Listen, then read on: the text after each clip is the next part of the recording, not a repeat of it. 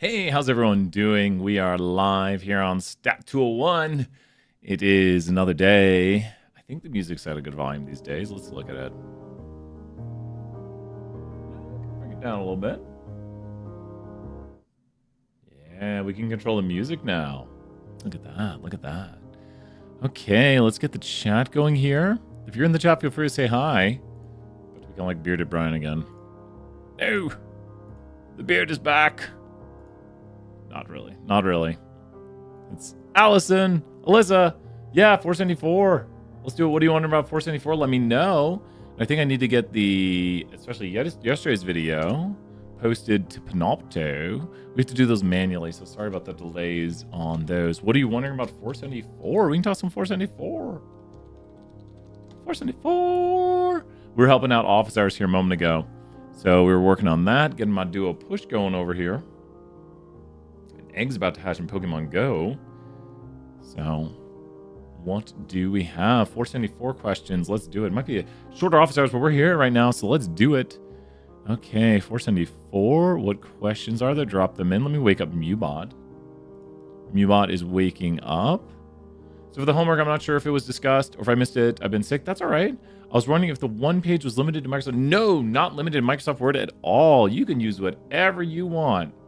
You can use whatever you want. Microsoft Word, you can use PowerPoint, you can use Photoshop, whatever you want to make that one pager in, just showing off. Yeah, Canva. Actually, people mention Canva.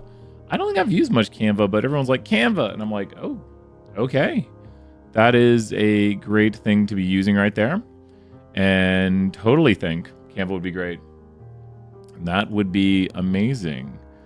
So I think Canva is a great suggestion. I zoned out and forgot what I was doing. I was going to go to Panopto. So I'm going to post the Panopto recording from yesterday. And I think we got the chill music in the background. Hopefully everything is fine music-wise. Also want to know if there needs to be a summary per section on the native document. Yeah, try to, so you have 3 turn-ins. 1, you need to turn in the app, the RMD, the R file, whatever it is. And we need to see your code. So you got to turn in your code. 2, you have to turn in your one pager explaining how the app works.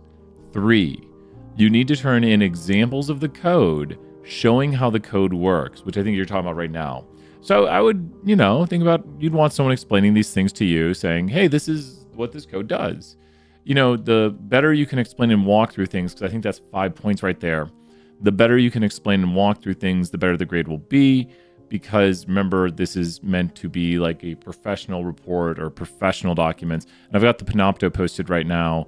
So you should see the Panopto recording right there. So yeah. So the more professional it looks, the better. That sounds great. I'm going to get a few things. We're just chilling out, but you're welcome. Yeah, I think you're going to ask something else. I'll give that a watch. Yeah, I've got it posted now. And we're going to, I think I've got the thing downloaded here. I need to go find the winning submissions. Is this it? I think these are them. The winning submissions. I'm about to go print a bunch of files. We'll do it in the background right here. We're just chilling. Let me put another song on the background. I actually have to go watch Panopto now too. I think I know which some of them won. Okay. I'm going to print some notebook covers here. Everyone's, what happened during these office hours? Swing on in, ask questions. Been a busy day, helped out with Haslam Connect and got to see a bunch of really great students. Then we did Love Data Week, got to see even more students. It's nice when you have a job when part of your job is like talking to students. It's a good day. You got to be like, my job is not super duper stressful. My job is super duper enjoyable. I get to have a good day. That's what we get. And then I get to sleep. Tomorrow is trivia night. Tonight's trivia night too, and I can't be there. Can't go to trivia. I could cancel a class and go to trivia. I'm not gonna cancel a class and go to trivia. That'd be nice though. Like, sorry everyone, they're hosting trivia for business analytics. I would be on the team that won 2 years in a row if we won. That'd be amazing.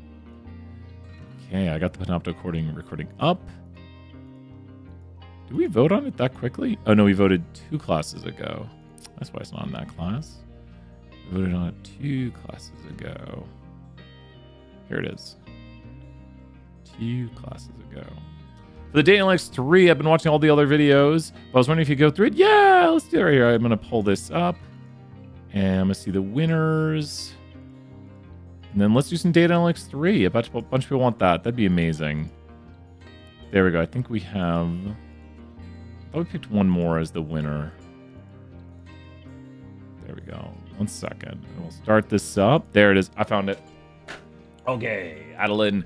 Let's do some Data Analytics 3. Thank you for being here. I bet someone's going to be like, man, I was wondering about that Data Analytics 3. So let's go right here. 7. Oh. 43. Stat 201.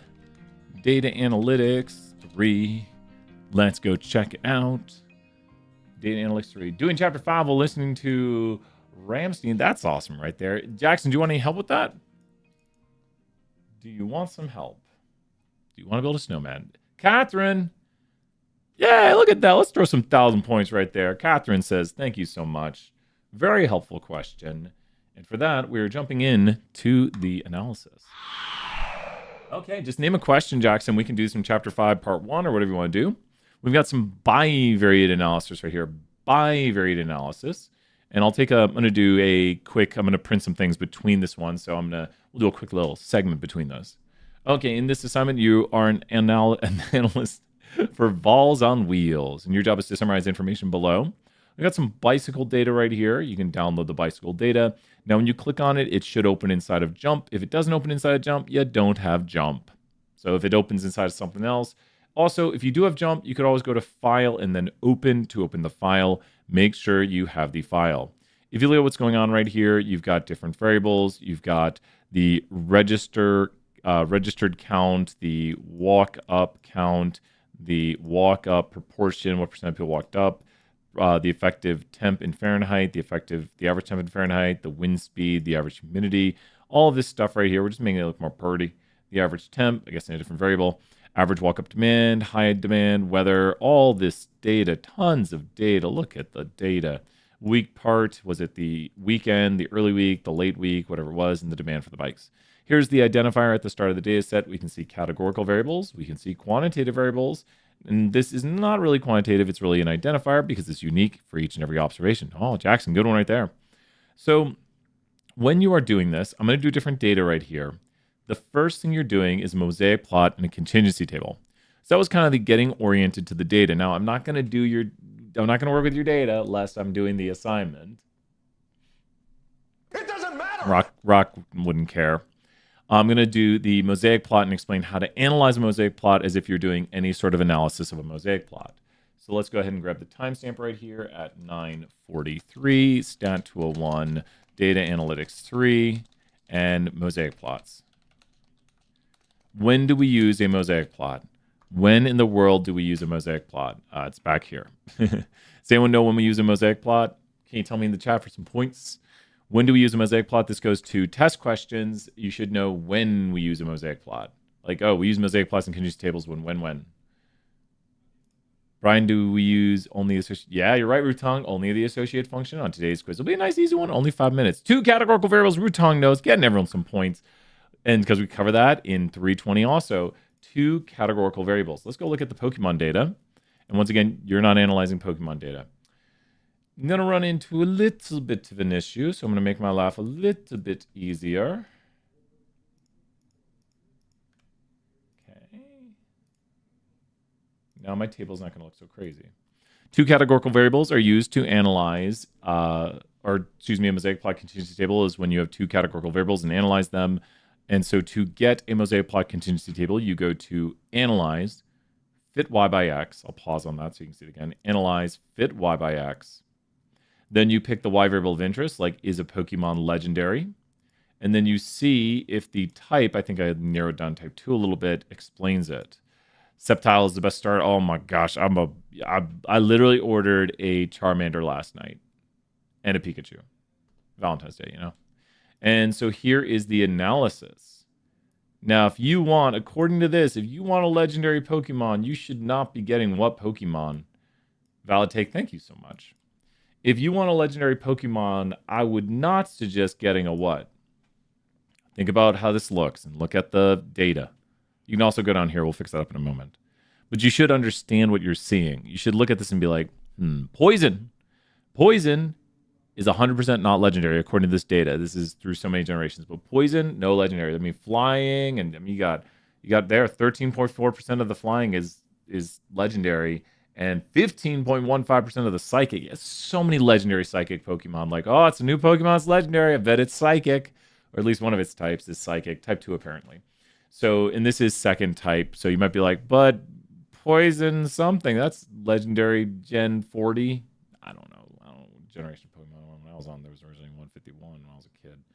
So this lets us see if there's a relationship. There does look to be some sort of relationship between type 2 of Pokemon. You can also change this, and you could just say by type of, we'll just pretend it is the original type. You can edit these titles by double-clicking them. You don't have to do that, but it can make it look nicer. So down here, when we get to this, when you get a chance in 474, a little bit, I might be able to help a little bit on that. Thank you, Madeline, for asking. This table right here, we need to narrow it down a little bit. It says right here, here's the variables you're analyzing. You're doing weak part and high weekend walk-up demand. So there's your variables. Make sure to do them. And now you only want in your contingency table total percentage and column percentages, which means when you get to your table right here, you have to click the options and change it to just total and column percent. Does that make sense? Now you can make it look nicer by clicking the crosshair, clicking this once, don't click and drag yet, and then click and drag. You have to let go, and then click and drag. Put it right here. I think right there. That looks great. Does this look like a good visualization to put in a report? Oh, good. We got some more questions. What do people think about this visualization for a report? Does that look like good, professional, somewhat nice visualization right there? Like contingency table and Mosaic plots side by side. Jackson says, hey, what's the calculator using for Z-scores? Yeah. If you type apps, MuBot will send you to it. I'd say so. So there you go, David. MuBot should have it appear in the chat. It's also in the notes, but MuBot will tell you where the app's at all time. Yeah, you should. There you go. Go here for the distribution. There you go. From Spanbauer made it. So we can also see, given something is flying, and it's the row totals. We want column totals. Well, column totals. So of the column, that's the total percent. Did it say only keep total and column percent? It says, oh, remove the total and column percent. Oh my gosh. Please don't make what I just made. Please don't make what I just made. Remove the, I was like, that looks wrong. Here we go. Here we go. Someone's like, Brian, you just gave me 2 extra steps. I'm sorry. There we go. Okay, much better. And then we're going to take this graphic right here and stretch it just a little bit. And then it's about the same size. We like that. Now we re-screenshot. I was like, the numbers didn't look right. If they don't make sense, you might have done something wrong. And now let's see right here. And let's go paste it back in our random document. Any document will do. If you look right here, as we said about the poison Pokemon, that is this, where there's nothing. The 15% is right here. Is this making sense, everybody, how these connect in? That the most likely Pokemon to be legendary was that there were a total of 5 psychic legendary Pokemon out of the total of 33, which represents 15.5%, which this is the 15.5%. So you should understand what you are seeing, and that there looks to be somewhat of a relationship right here, where the least likely ones to be legendary were ground and poison, with 3% and 0% respectively, rounded. And then the most likely were psychic and flying. I understand. And the most likely were psychic and flying with 15 and 13.4% respectively. You could add the decimals in. But that's what you want to be talking about right here, and talking about those differences, and do you think the differences matter? Include a short write-up of the nature of the association. Helping before you mind go over chapter 5. Yeah, we've done a little, oh, of course, from 207. Yeah, Jack, of course. Yeah, put a one in there. We're going to do yearling breeding cattle here in a moment. We've got a lot. Sorry, I was doing some office hours in person, and we've been working away, but good stuff. Okay. So right here, we're going to do some side-by-side box plots. That's the Mosaic plots. You need to talk through it. You need to explain it. You need to show it visually. You need to mention numbers. If you're not mentioning the numbers and not talking about the differences you see and not mentioning the numbers, almost like Jackson, what am I telling people they need to do when doing these reports? It's almost like in the reports, a large portion of your grade is, do you mention the numbers and know how to explain them and why they matter? So that's very important right there to mention the numbers. Next, we get to side-by-side box plots, but when do you use side-by-side box plots? When do you use side-by-side box plots? Does anyone know when do you use side-by-side box plots?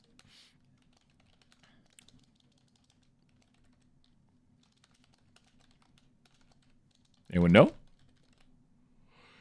Any ideas? You're going to be doing demand and weather. Weather will be the X. Weather will be the X because weather's categorical. Demand is a what variable, meaning that's when you use side-by-side box plots. We're going to use Graph Builder apparently, so I'll use Graph Builder. We're going to put the screenshot in the Word document. We're going to include the 5-number summary. Make sure to click Done. Include a short write-up and talk about the evidence we see between the nature of the relationship, and do always look at the key for the grading assignments. Does anyone know? No ideas on when we use side-by-side box plots? Kind of. Jackson, good guess. We'll throw you some 500 points for that. You're kind of right. You are comparing two quantities of two different groups, or the same quantity across two different groups. So for my analysis right here, I'm going to go to Graph Builder. Graph Builder. And remember, write this down. We use side-by-side box plots when we have a categorical X and a quantitative Y. Cat X, quant Y. So I'm going to pick, do legendary Pokemons have a different defense than regular Pokemon? And go to side-by-side box plots. And you can kind of see it, and it was kind of obvious. We're also going to go here and do the 5-number summary. And you could also grab legendary and throw it into color and get some pretty colors. And then make sure to click Done. So what does it look like to you?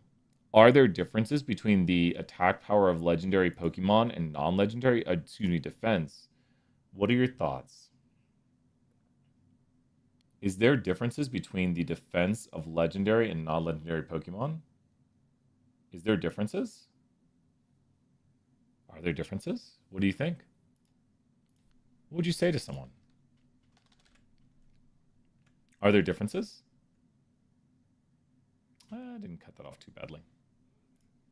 Are there no differences? Remember what box plots show us. Box plots are a visualization of the 5-number summary. And we have the 5-number summary on here. So when you visualize the 5-number summary, you need to think about the min, the Q1, the median, the Q3, the max. Oh yeah, and there's more outliers. Oh, so the Pokemon with the best defense are ironically not legendary. But the typical legendary Pokemon it's probably like Blissey or something, or Shuckle, or who knows what. The typical legendary Pokemon is higher than the typical, and we'd mention those. We'd be like, the typical legendary Pokemon has a median of 90, where the typical non-legendary Pokemon has a median defense of 70. Mean though, and good answers, Jackson, right there. We're going to throw you some more points. It'd be median though, because we're comparing box plots, so median. The mean is probably also higher, but we don't see the mean in these plots. Also, you see Pokemon that are non-legendary have a much greater range, with a range of 215. We also see this in the IQR, where the IQR for non-legendary Pokemon is 35, indicating a much larger range, interquartile range, than the 15 IQR for the legendary. Do you notice? Oh, you're fine. You're fine. Do you notice how we're just going comparison to comparison? One of these has way more outliers. It has the higher max. One of these has the lower min of 15 compared to the min of 70. All you're doing is just comparing values, just doing different comparisons on this to talk about what you see, comparing the 5-number summary where, to summarize, I would say legendary Pokemon have a much higher average with less variation, as evident by the smaller range and smaller IQR and higher median. So, though, you need to cite the values. I can't state that enough. You need to cite the values. You would write 5 sentences, I don't know. Write some strong, someone says, I like data. Data good. No, that's not 5 sentences. So write 5-ish sentences, make it sound nice, talk about the data, talk about the medians, talk about the Q1, the Q3, the IQR, the range. You got 5-number summary to talk about. You got a lot of things to talk about. IQR is another thing. Can be found by Q3 minus Q1. Does that make sense? How are people doing on data analytics number 3? I've just saved it to the video. We're going to do some whatchamacallit, candy bar. We're going to do some Stat 201 right after this, some Chapter 5. Let's do it here in a moment. Wrong button. Okay, how is everybody doing? I'm going to start some printing stuff really quick, and then we're going to continue on. But is everyone having a good day? We're going to do some Chapter 5 here in a moment. Chapter 5. Chapter 5. Rainy but solid. It's been a good rainy day. I like a little bit of rain. Do you have a preferred length for the write-up? If you, just talk through it. And if they tell you write too much, then let me know. If they say you wrote too much, then you have to let me know. I always get the final say on grading. So if the grader you feel took off points because you think if they thought it was like too much or something, just let me know and I will reevaluate. Like, I have the final say on grades, and so I get to do everything. For help before starting first come back, we'll try to, we can try, maybe, Madeline, have you posted in the Discord or email me? With 474, it's tough because, which part are you stuck on? Madeline, I'll talk to that right now. Doing taxes, David. I'm about to start doing some taxes too. Gotta get those done, right? Madeline, what are you wondering about with 474? Let me know. And I'm going to do a few things in the background, then we're going to start the next thing here in a moment. What are you wondering? Because I might have to help out. Because the hardest part about that one is it's hard to not do the assignment. As in, like, I can't just put answers out. Why can't you? It's like task 2 for the more. And which one's task 2 again? Is it doing the refinance? The refinance one can be pretty tough. The refinance.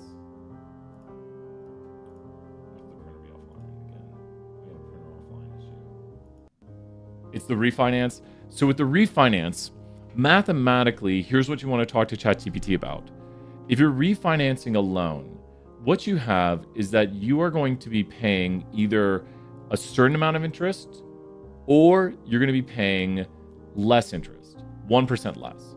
So we need to calculate, if you took out like $1 million loan, it might cost $50,000 to refinance, 5% of the original loan. That's a big thing to know. The cost of refinancing would be 5% of the original loan. From there, we need to then calculate how much interest would be paid at the current rate. So we would need to say over the course of the full loan, at the current rate of interest, how much interest would need to be paid. Then if we refinance 1% lower, how much interest would be paid at that refinance rate. And you can use online calculators to check this. And once again, ChatGPT is your best friend, but asking it to do these calculations is kind of the key to say how much interest would be paid if we paid less, if we paid this much less. So that's kind of the goal, is to say, is it in my interest to refinance? Would I be paying less interest? Does that kind of make sense, Madeline, right there? I know it can be pretty tricky, but does that make sense on what we're trying to do? We're trying to ask the question, is the cost of refinancing less than the cost of the current loan? The cost of the difference. So it's a difference right there. So it gets a little tricky. It can be tough. I got 3 more things to print, and then we did Love Data Week this morning. It was so cool. People were very happy. Talked to a lot of really great students, and yeah, it's a lot of happy. Just, I don't know. I like it when students are very happy. Skip out on taxes? No, do not skip taxes. You'll end up on Caleb Hammer. You will end up on Caleb Hammer, and if you say I told you to skip taxes, then I will say no, I did not. And then he will say, why are you? Now, skipping taxes is a good way to run into a lot of problems, especially later in life, when it's like, I forgot one year, and I didn't do this on purpose, one year I forgot one W-2, just one W-2, because I did archaeology back in the day. And so I did archaeology, and I worked for like 5 different companies, and they gave me 5 different W-2s, and I forgot to do one W-2. So I got an email from, or not an email, I got, I think some mail from the IRS, and it was like, hey, you didn't properly file your taxes.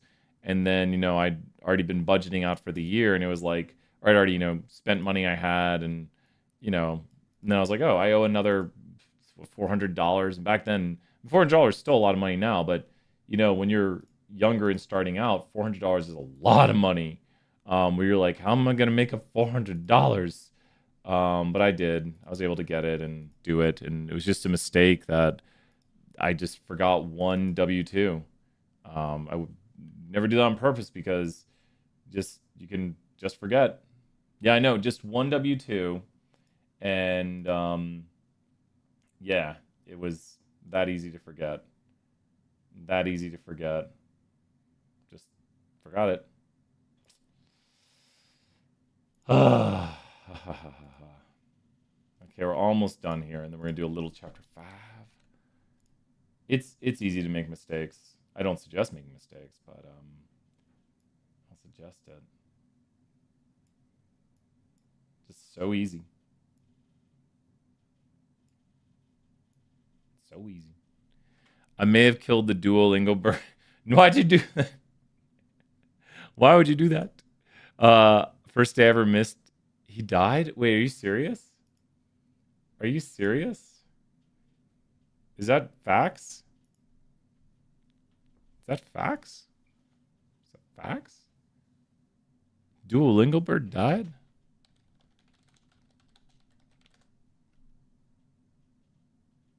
Oh, it's like the real? No. He died? That's so sad. Let's do some stat 201. Okay. That's really sad. Yeah, I saw that's sad. Okay. How many of these chapter 5 questions do you think we can do? We got yearling cattle. We got a bunch right here. What is that? A bird on campus? No, Duolingo is the learn to speak another language app, and they had an owl. I guess they had a real owl, and the real owl passed. Yeah, there you go. Okay, let's do some chapter 5. Yearling cattle. Are we doing chapter 5 part 1 or part 2? Let's hop to the main screen. Chapter 5 part 1 or part 2? Part 1, which one are we doing, Jake? Which question are we doing? Part 1, which question? Name that. I think someone said one earlier. 29, 33, stat 201. Just the, like, Naruto.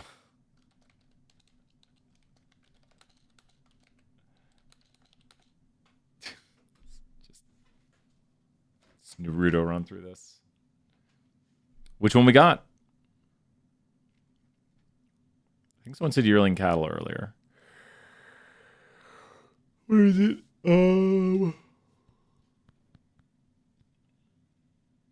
The mean weight of a yearling breeding cattle. Okay. Cattle question.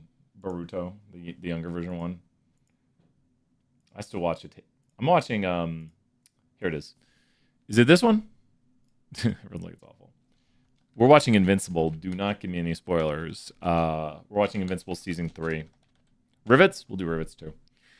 Okay, here we go with this one right here. The mean weight of a yearling breeding cattle is this on average, and then the normal model. What would the normal model says with a mean of this and a standard deviation of this? You know what's really cool about this one? How many standard deviations below the mean is the 1,000-pound one? Which one's more unusual? I got the easiest version of this question ever. Do you know why I got the easiest version of this question ever? And I'll write it out for you. I want you to think through how I was able to get that. We printed off some notebook covers here. Thank you to my 207 students getting the notebook covers. And I have a really great surprise tonight if you're in 207. So I've already got it over there. And then I just had to get the notebook covers printed. So how did I get this? Well, this right here is the mean. So this is the mean over here, and this is the standard deviation, and this is the observation 1, and this is the observation 2. So observation minus mean over standard deviation, and this is equal to a z-score. Now, it doesn't ask for the negative nature to it. So we literally just plug in the numbers, and it was 1060, well, it's going to be positive, so it actually would bear that way. 1,000 minus 1062 over 100, which is equal to negative 0.62. But it asks how many standard deviations below the mean is it, so you don't even worry about this. So it doesn't matter. It doesn't matter! Now, which one is more unusual? All you have to see is which one is where. When you think which one is more unusual, you just have to think which one is what, which it kind of actually looks like that up there. Customer service? Yeah. I think we just did this one. So to see which one is more unusual, you just have to see which one is where. Further from the mean. That's the one that's more unusual. You could z-score it too, but it'll have a bigger z-score in absolute value. So let's do the rivets one, which I think is the last question. Here's the rivets one. Thank you so much, Catherine, asking about the rivets question. So that was a 2-minute question. We got it done. This one's not too bad either. Okay, so what rule is this covering right here? What is this rule called? Remember, let's throw some points. We got everyone answering questions right here. What rule does this cover? The empirical rule. Catherine getting us some more points. The empirical rule. The 68, 95, 99.7 rule. Now, you have to make sure it has 68, 95, 99.7. Now, they're saying this first number here is the mean. And whenever we do this notation, you need to know what it stands for, this right here. So if you see this notation, you have to understand that the notation, the empirical, great job, Jake, right there. Let me make you a mod. Why not? Add mod. There you go. This part stands for the normal part of it, which is this. And so that means you've drawn this right here. The next number on this represents the mean, which goes here. The next number represents the standard deviation, which goes there. And so you just go in and start plugging in the numbers, and you go up to 650 and 700 and so on. So you should be able to draw these types of curves. Hence, they just give you a drawing right here, and you look for the right standard deviation, the right mean, and there's the right answer. With this, we have to know how to use the empirical rule.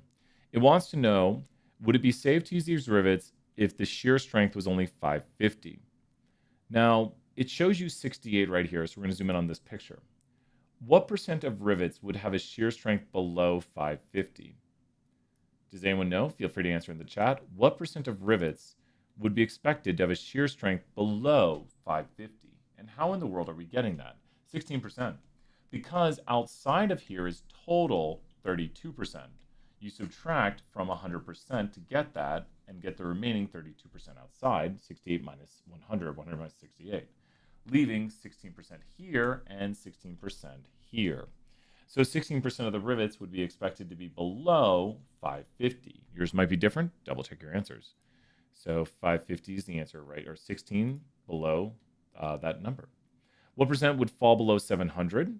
So 700 is all the way over here. What percent is above 700? I know it doesn't say that, but I want you to tell me what percent is above 700. I know it says below. What percent is above 700?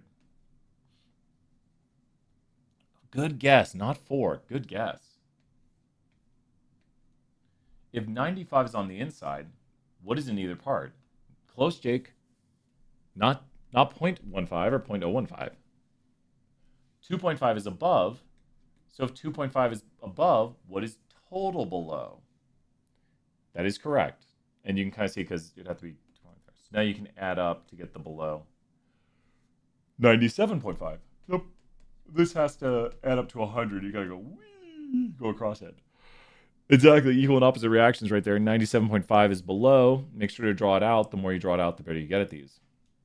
This last question I really dislike.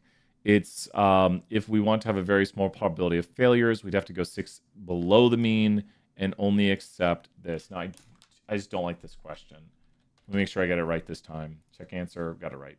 I do not like the way it's phrased. I actually sent a student last night, my first time ever working it, and I was like, what? Huh? What?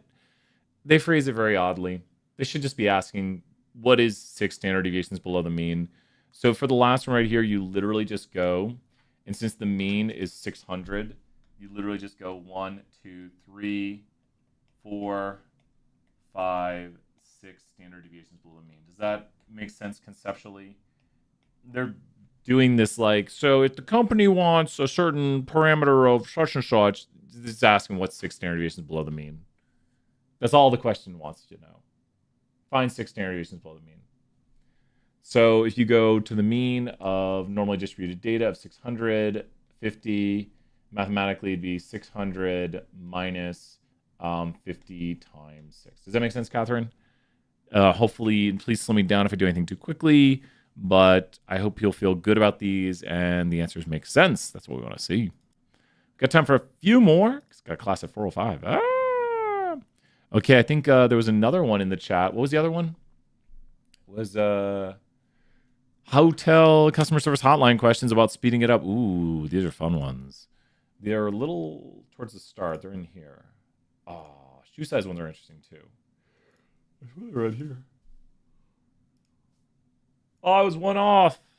It's like I've done these before. Okay.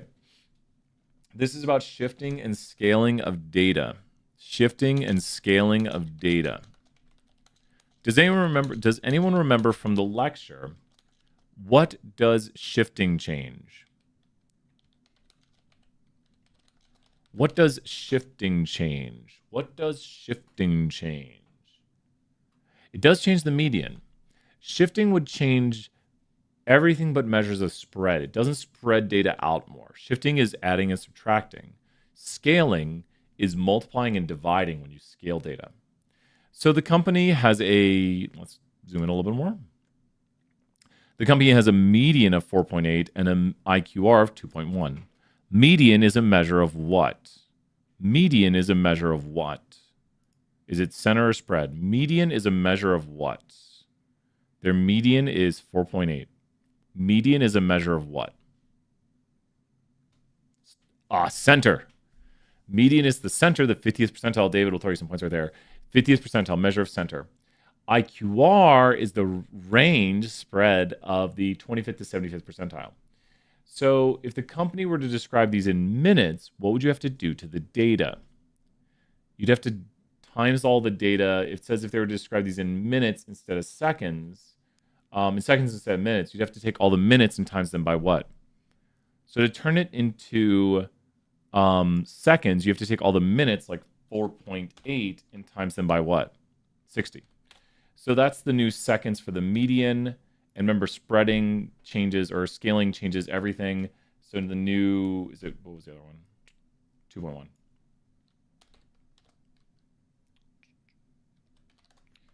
And there we go.